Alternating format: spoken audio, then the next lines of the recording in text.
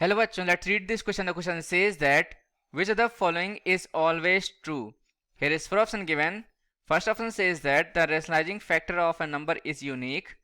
Second option says that the sum of two distinct irrational number is rational, and third one, the product of two distinct irrational number is irrational, and last one option none of these. चलिए इसको simplify कर लेते हैं. यहाँ लिखेंगे सबसे पहले की कॉन्सेप्ट,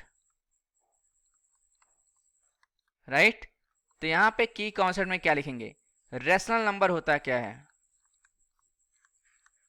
रेशनल नंबर, यहां लिखेंगे a number which can be written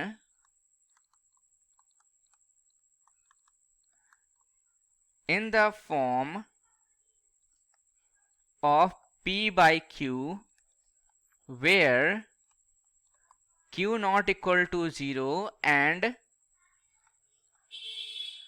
P and Q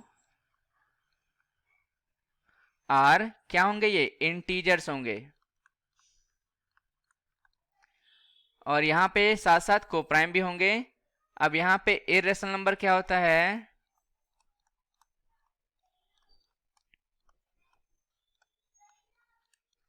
यहां लिखेंगे a number which cannot be written in the form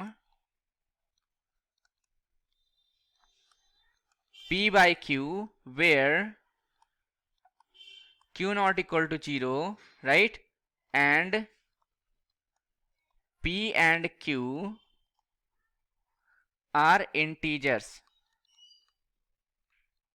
right. So अब यहां पे इसको हम सिंप्लीफाई करते हैं. तो यहां पे हम लिखेंगे फ्रॉम ऑप्शन ए.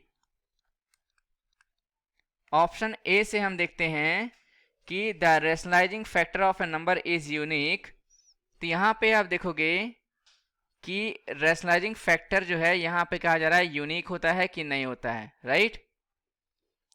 सो यहां पर हम लिखेंगे क्या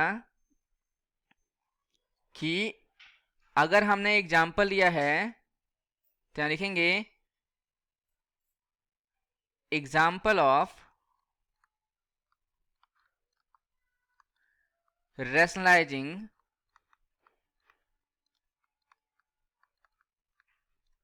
फैक्टर, राइट. अगर हम बात करें रेशनलाइजिंग फैक्टर के बारे में, सो यहां पे हमने स्क्वायर रूट में 15 लिया है, राइट. हमें इसका फैक्टर करना है. तो यहां पे इसको हम क्या लिखेंगे? इसका फैक्टर क्या हो जाएगा? स्क्वायर रूट में 3, और यहां पर इसको लिखेंगे मल्टीप्लाई में, यहां पे स्क्वायर रूट में 5. So factor of square root 15 are square root 3 and square root 5, right, which are, या देख सकते हैं यहां पे विच इज नॉट यूनिक. ये क्या है? यहां पे ये यूनिक नहीं होता है, राइट. सो इस केस में यहां पे हम कह सकते हैं कि यहां पे लिखेंगे कि देयरफॉर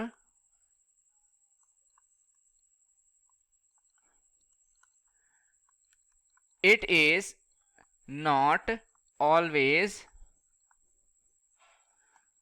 ट्रू, राइट. अब यहां पे जो है फ्रॉम ऑप्शन बी से देखते हैं. ऑप्शन बी में कहा जा रहा है हमारे पास sum of two distinct irrational numbers is rational. तो यहां पे हम लिखेंगे कि लेट कर लेंगे हम लोग क्या, यहां पे जो है हमें दो इरेशनल नंबर लेना है. तो यहां पे मान लिया हमने लेट स्क्वायर रूट 3 -1. ये क्या है? बेसिकली दिखाता है ये इरेशनल नंबर. इरेशनल नंबर और यहां पर स्क्वायर रूट 3 प्लस 1, ये भी क्या है, ये एक इरेशनल नंबर है,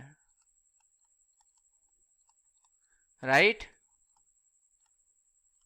सो इसका सम क्या हो जाएगा, sum is equals to square root 3 minus 1 plus square root 3 plus 1। Simplify करेंगे यहाँ तो क्या आएगा हमारे पास, ये कैंसिल हो जाएगा, यहाँ पे आप देखोगे 2 स्क्वायर रूट 3 आ जाएगा, राइट। तो यहाँ पे हम क्या कह सकते हैं कि sum of two distinct irrational number is rational. ये भी क्या है, रॉन्ग है, ये भी क्या है, गलत है स्टेटमेंट। तो यहाँ पे हम लिखेंगे कि ये क्या है, बेसिकली इरेशनल है, इरेशनल नंबर है ये, राइट। यहां पे लिखेंगे therefore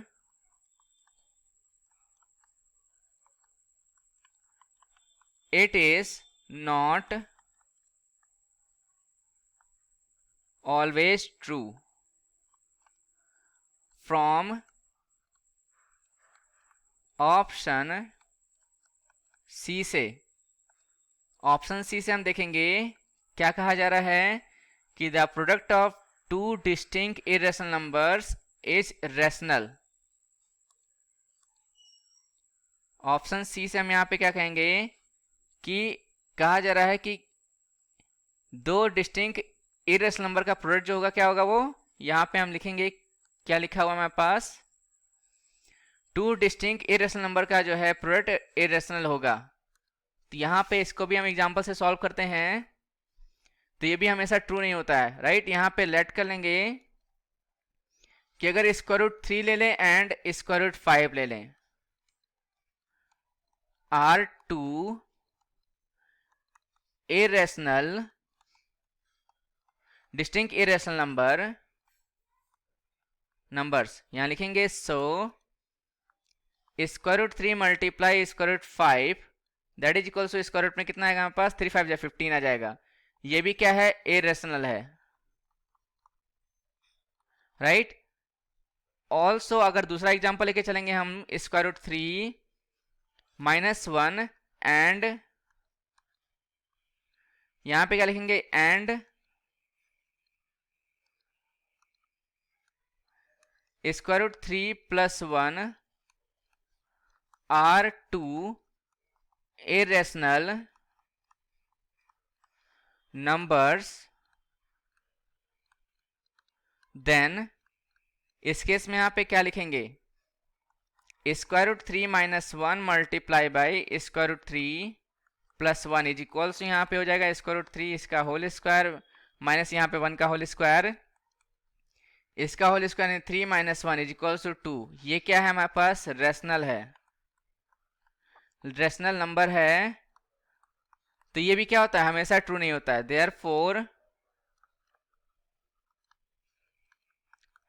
it is not always true.